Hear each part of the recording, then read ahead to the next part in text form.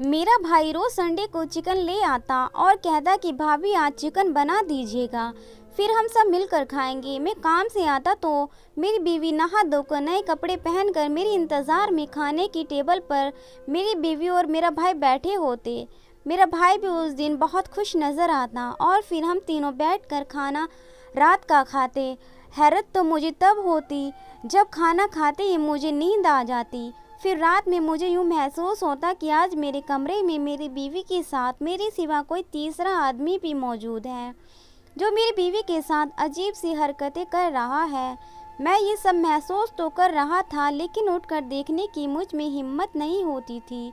सुबह जब मेरी आँख खुलती तो मेरी बीवी फिर से नए कपड़े पहने हुए बैठी होती और मेरी टांगों में तो जान ही ना होती। मुझे ऐसा लगता कि जैसे अभी भी किसी ने मुझे रस्सियों से बांध रखा हो।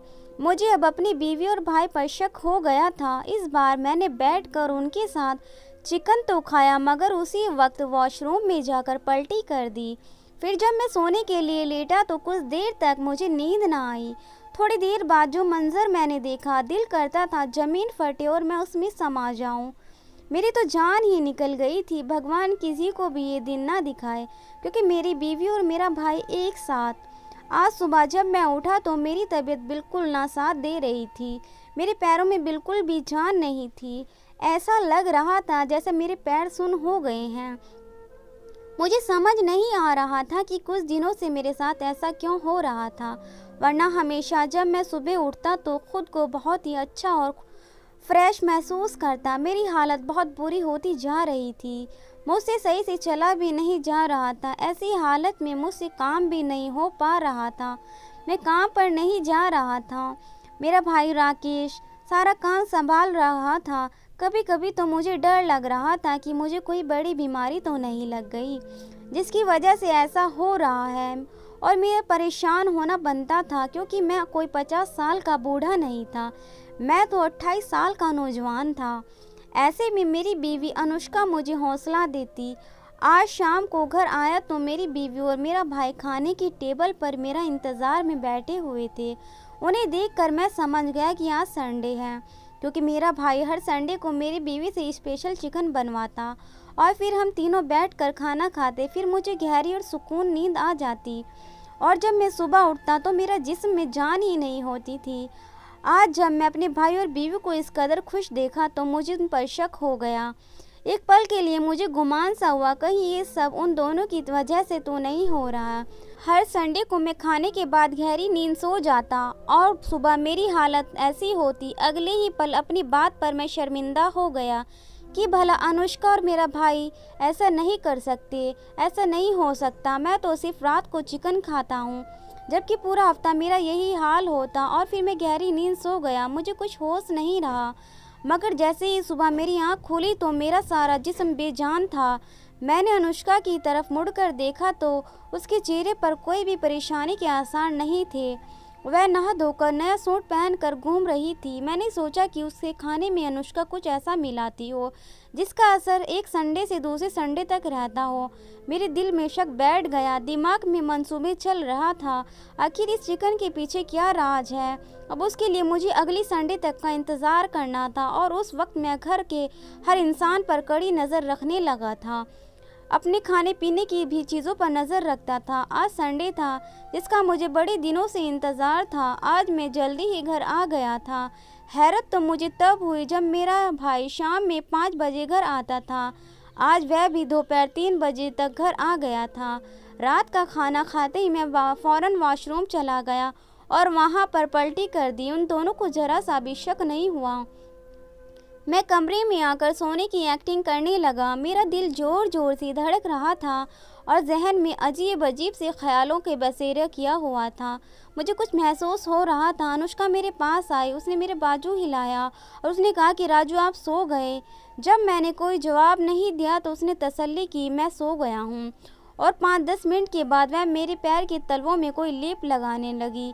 मेरे हाथ में और मेरे माथे पर भी उसने वही लेप लगाया, क्योंकि उसमें एक अजीब तरीके की बदबू आ रही थी जो मुझे महसूस हो रही थी और मेरा दिल दुख से भर गया। मेरी बीवी मेरे साथ ये क्या कर रही थी। तभी दरवाज़ा खुलने की आवाज़ आई और कहने लगा लिया लेप। ये आवाज़ तो मेरे भाई की थी। मेरा भाई भी अनुष्का के साथ मिला हुआ था। मुझे लगा कि मेरी जान निकल जाएगी, क्योंकि इस दुनिया में दो ही तो इंसान थे जो मेरे सबसे करीब थे, मेरी बीवी और मेरा भाई। और ये दोनों इस साजिश में शामिल थे।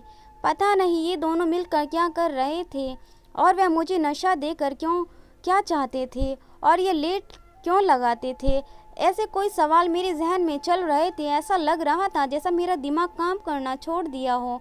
मेरा दिल कर रहा था कि आंखें खोल कर दोनों को कहूँ कि तुम्हारा राज खुल गया है, मगर मैं चुप था। मैं देखना चाहता था ये दोनों ऐसा क्यों कर रहे हैं। मगर उसके बाद उन दोनों की कोई आवाज़ नहीं आई। बस ऐसा ही महसूस हुआ कि वह दोनों मेरे आसपास ही मौजूद हैं। मुझे सारी रात नींद नहीं आई। सुबह फिर से मेरा वही हाल था। सारा जिस्म बेजान था, मगर आज तो मैं हिम्मत हार गया था। राकेश और अनुष्का बार बार मेरे पास आते, खुद से बातें करते और मैं चुपचाप उनकी बातों को सुनता जाता। मेरी बीवी बार बार कहते कि आप डॉक्टर से चेकअप करवा लें, मगर मैं खुद डॉक्टर के पास जाने से कतराता था। इन सारी बातों ने मुझे बहुत ही हैरान कर दिया था, और मैंने सोचा कि अब मैं अपनी बीवी, अपने एक करीबी दोस्त से इन सारी बातों को शेयर करूंगा।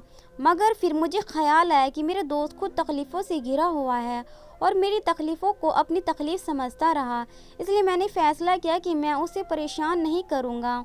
एक दिन मैंने अपने एक दोस्त को फ़ोन किया जो कि एक डॉक्टर था, और घर पर खाने को बुलाया, मगर किसी से इस बात का जिक्र नहीं किया कि मेरा दोस्त एक डॉक्टर है। मैं और मेरा दोस्त अकेले बैठे थे और मैंने अपने दोस्त को अपनी सारी कहानी सुनाई। उसने अपने तजुर्बे के अनुसार मुझे चेक किया और कहा कि कल तुम मेरे साथ मेरे क्लिनिक चलना, तुम्हारे कुछ ज़रूरी टेस्ट लूँगा। अगले ही दिन मैं अपने दोस्त के साथ क्लिनिक पर गया। मेरे दोस्त ने कहा विस्तार से मेरा चेकअप किया, और 2-3 दिन बाद मेरे टेस्ट की रिपोर्ट मिली थी। जब टेस्ट की रिपोर्ट आई तो मेरे दोस्त ने मुझे अपना घर बुलाया, और जो बात उसने मुझसे कही उसे सुनकर मैं दंग रह गया, और मुझे कुछ भी यकीन नहीं हो रहा था कि मेरा दोस्त क्या बोल रहा है। मैं कभी कभी सोच भी नहीं सकता था कि मेरे अपने ऐसा कर सकते हैं। मैंने किसी का क्या बिगाड़ा था। मैं तो एक सीधा साधा इंसान हूँ। ये बात मेरे लिए किसी कयामत से कम नहीं थी।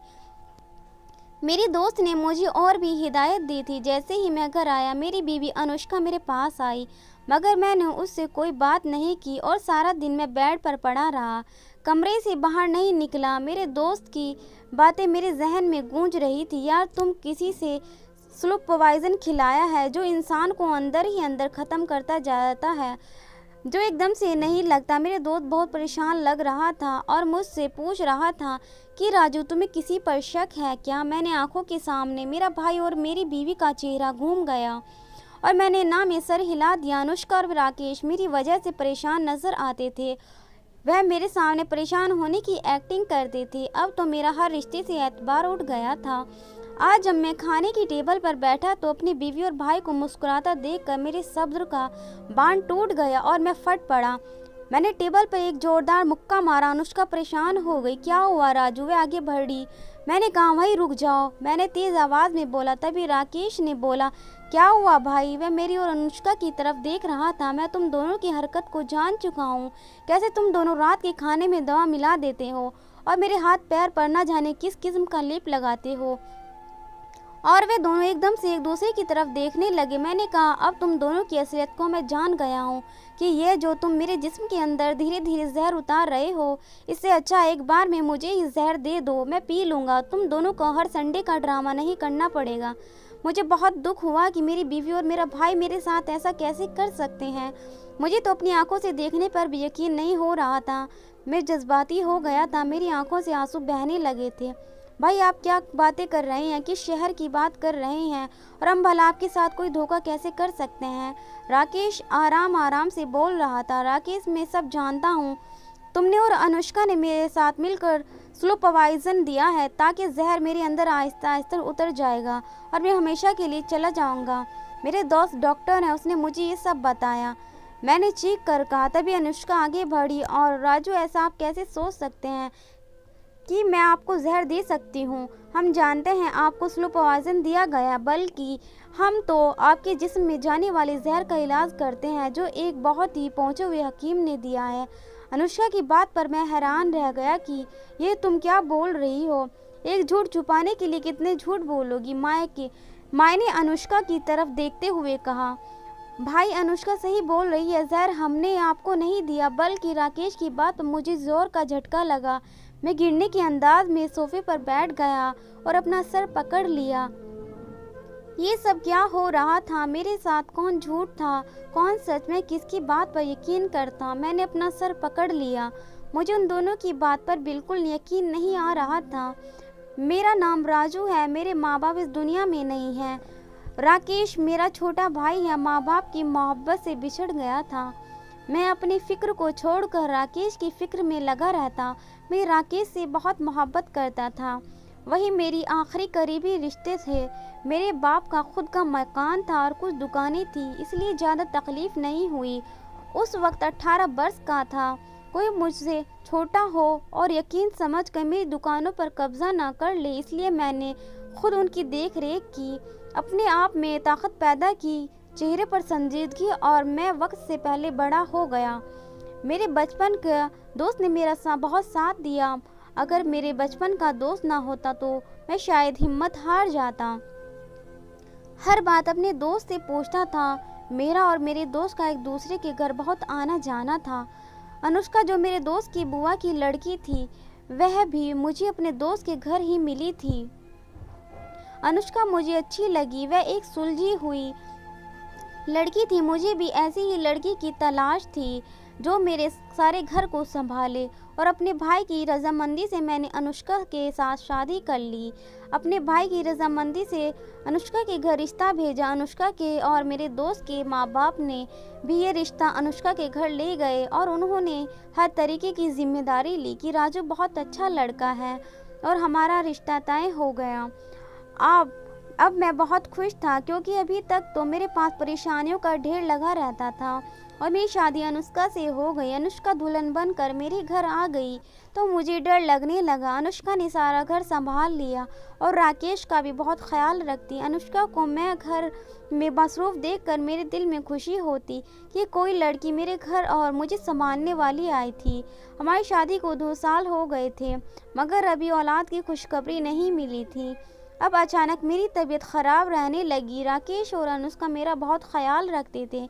2 दिन बाद राकेश मुझे डॉक्टर के पास ले गया। मुझे बहुत सुस्ती रहने लगी थी, हर वक्त मुझे नींद आने लगी। फिर मेरे दोस्त डॉक्टर ने मुझे सब बात बता दी। मैंने अपने भाई और बीवी को कहा कि मैं तुम दोनों का राज जान गया हूँ, तुम दोनों मुझे मारना चाहते हो। तब राकेश और अनुष्का ने जो बात बताई उसे सुनकर मैं हैरान रह गया। मैं अपना सर पकड़ कर बैठ गया था। मेरे साथ ये क्या हो रहा था? मैंने किसी का क्या बिगाड़ा था? मैंने किसी के भी साथ बुरा नहीं किया था। फिर मुझे किस बात की सज़ा मिल रही थी? मेरा गला सूख रहा था। तभी अनुष्का ने मुझे पानी पिलाया। मैंने अनुष्का की तरफ देखकर कहा, ऐसा नहीं हो सकता, इस वक्त तुम झूठ बोल रही हो, वो ऐसा नहीं कर सकता। तुम दोनों अपना सच छुपाने के लिए सारी बात उस पर धकेल रही हो। मैं तुम दोनों की बात का कैसे यकीन करूं, जबकि मैं तुम दोनों को अच्छी तरह से जान चुका हूँ। सबूत है तुम दोनों के पास। मैंने खुद को झूठी तसल्ली देनी चाहिए। जब सारा सच मेरे सामने आ गया तो राकेश और अनुष्का ने मुझे वह बात बताई जो मुझे स्लो पॉइजन देने वाले वे दोनों नहीं बल्कि मेरे बचपन का दोस्त हैं। वह मेरे बचपन का दोस्त ऐसा कैसे कर सकता है? मेरे जिगरी यार है, मेरे लिए दुनिया से इधर से उधर हो सकती है, मगर वह ऐसा नहीं कर सकता। राजू, आपको यकीन नहीं आ रहा, मगर हकीकत यही है। असल में आपका दोस्त मेरा होने वाला मंगेतर था, उसके साथ मेरी शादी भी होने वाली थी। उस दिनों आपका दोस्त बहुत परेशान रहता था। उसे कहीं पर भी नौकरी नहीं मिल रही थी, ना उसके पास पैसा था जो कारोबार में लगा था। आपके दोस्त के माँ बाप भी एक हादसे का शिकार हो गए थे, उनके इलाज के लिए भी पैसे नहीं थे। उसकी बहन की भी शादी की एज हो गई थी। अब आपका दोस्त बहुत परेशान हो गया था और वहाँ हालत से तंग आ गया था, और मुझे हर वक्त कहता था कि मुझसे खुशनसीब तो वह राजू है। उसके माँ बाप इस दुनिया से चले गए, मगर उसको किसी भी परेशानी का सामना नहीं करना पड़ता। उसका बाप इतना बड़ा घर और कई दुकानें छोड़ कर गया। अब राजू ने उन दुकानों पर मेहनत करके उन्हें जनरल स्टोर का नाम दे दिया है। अब मैं बतौर उसके पास एक हेल्पर काम कर रहा हूँ और वह मालिक बना बैठा रहता और मैं काम करता रहता हूँ। फिर भी मुझे इतने पैसे नहीं मिलते। की घर चला सकूं। दिल करता है कि उसकी हर चीज़ पर कब्जा कर लूं। मैं आपके दोस्त को समझती थी कि ऐसा मत सोचो, आपके साथ बेहतर हो जाएगा, ऊपर वाला बेहतर कर देगा। तुम तो राजू का शुक्रिया अदा करना चाहिए कि उसने तुम्हें काम दिया। मैं उसे बहुत समझाती थी मगर वह ज़िद्दी होता जा रहा था। फिर एक दिन मेरे पास आया और कहने लगा, अनुष्का, राजू तुम्हें पसंद करता है और तुमसे शादी करना चाहता है, तुम राजू से शादी कर लो। आपके दोस्त की बात सुनकर मैं गुस्से में आ गई और उससे नाराज़ भी हो गई कि उसे ज़रा सा भी शर्म नहीं आई कि अपने मंगेतर से कैसी बात कर रही है कि उससे शादी कर लो। मैं बहुत नाराज़ हुई पर उसने मेरी एक भी ना सुनी और अपने और मेरे घर वालों को उसने राज़ी किया और ज़बरदस्ती मेरी शादी आपसे करा दी। मुझे उसकी इस हरकत पर बहुत दुख हुआ, लेकिन जब से आपके साथ मेरी शादी हुई थी मेरा दिल से आपको कबूल कर लिया था और मुझे आपसे मोहब्बत हो गई। लेकिन शादी के कुछ माह बाद आपके दोस्त का इसरार बढ़ता जा रहा था कि मैं आपका घर और स्टोर अपने नाम करवा लूं और फिर उसे तलाक देकर मेरे साथ शादी कर लूं। जब मुझे आपके दोस्त के मंसूबे का पता चला तो मैं उससे लड़ पड़ी और मैंने उससे कहा कि मैं राजू से मोहब्बत करती हूं और किसी भी कीमत पर राजू को धोखा नहीं दे सकती। मेरी बात सुनकर आपका दोस्त नाराज़ हो गया और कहा, इसका खामियाजा आपको बहुत जल्द भुगतना पड़ेगा। आपका दोस्त मुझे धमकी देकर चला गया और मैं बहुत परेशान रहने लगी।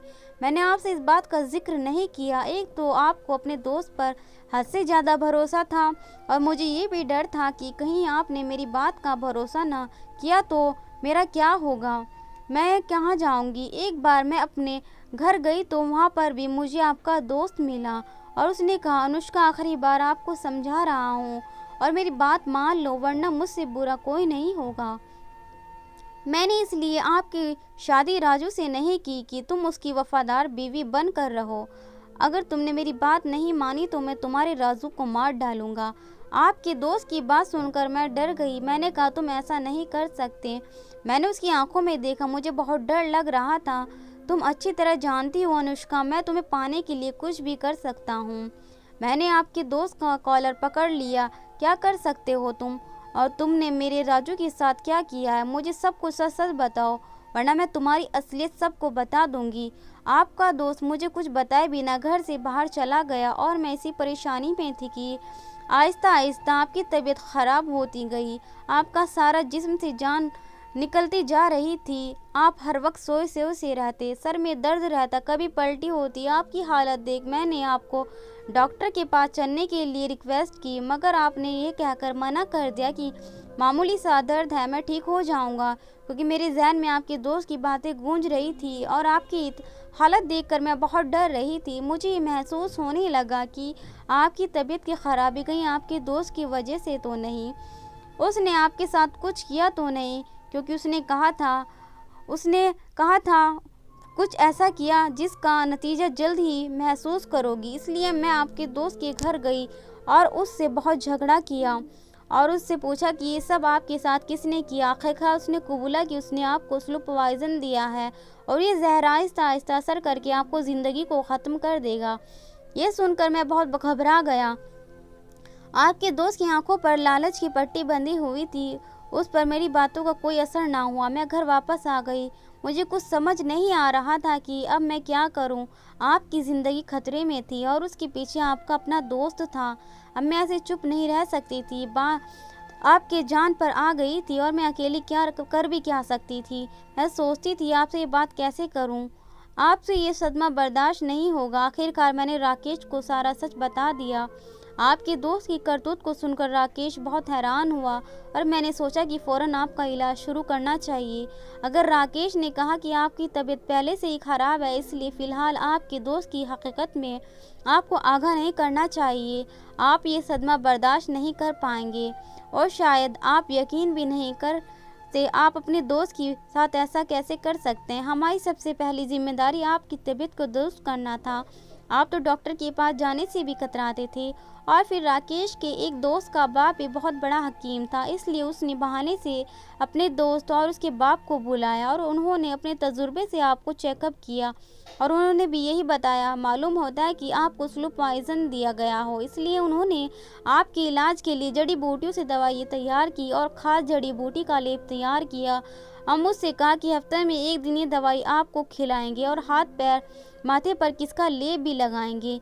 इससे जहर का असर ख़त्म हो जाएगा। हमने सोचा कि आप हमसे सवाल करेंगे कि ये दवाई क्यों खिलाई जा रही है या लेप क्यों लगा रही हो, इसलिए हमने सोचा कि आप चिकन बहुत शौक़ से खाते हैं और ये दवाई उसी चिकन में मिलाकर आपको खिला देते हैं। हर रात को ये दवा आपके खाने में मिलाकर खिलाते थे, क्योंकि इस दवा में नशा था जिसको खाते ही आपको नींद आ जाती थी। और फिर राकेश और मैं आपके पैर और हाथों पर लेप लगा देते और इस दवा की वजह से आपकी बीमारी कमज़ोर हो रही थी और आपकी सेहत में इजाफा हो रहा था। हम ये बात बताकर आपको हैरान या परेशान नहीं करना चाहते थे, लेकिन हमें क्या मालूम था कि आप तो हमें ही गलत समझ बैठेंगे। मेरी बात का यकीन करो, मैं काफ़ी देर तक सोफे पर बैठा रहा और मुझे यकीन नहीं हो रहा था कि मेरा यार, मेरा जिगरी दोस्त मेरे साथ इतना बड़ा धोखा कर सकता है। जिस शख्स को मैंने अपने जिगरी दोस्त माना, हर कदम पर उसका साथ दिया, उसी ने मेरे साथ इतना बड़ा धोखा करना चाहा। मुझे यकीन नहीं हो रहा था, मैं बिल्कुल हैरान परेशान था। तभी राकेश मेरे पास आया और कहने लगा, भाई पहले से ही आपकी तबीयत ख़राब है और अपने दिमाग पर प्रेशर डालना आपकी तबीयत को और ख़राब मत करो। अगली सुबह मैं अपने दोस्त से मिलने चाहा और जब मैं दुकान पर पहुंचा तो मैंने अपने दोस्त को दुकान पर ही बैठा पाया। यह वही शख्स था जिसने मुझे जान से मारना चाहा, मेरी पीठ पर छुरा घोंपना चाहा, मुझे बर्बाद करना चाहा। मैं दुकान के अंदर जाकर अपने दोस्त को बुलाया और कहा कि तुम्हारा राज खुल चुका है, तुमने मुझे जान से मारने की कोशिश की। उसने अपने जुर्म को इकरार कर लिया और मैं वापस आया। अपनी बीवी और भाई को साफ नीयत पर शक कर रहा था। उनसे मैंने माफ़ी मांगी और गलती मेरी थी कि मैंने अपने दोस्त पर अंधाधुंध विश्वास किया। गलती मेरी ही थी, मुझे उस पर इस तरह से विश्वास नहीं करना चाहिए था। तो दोस्तों, ये कहानी कैसी लगी कमेंट करके ज़रूर बताना। वीडियो को लाइक करो, चैनल को सब्सक्राइब करो, ऐसी कहानी मैं आपके लिए लाती रहूँगी। किसी पर आँख बंद करके विश्वास नहीं करना चाहिए। धन्यवाद।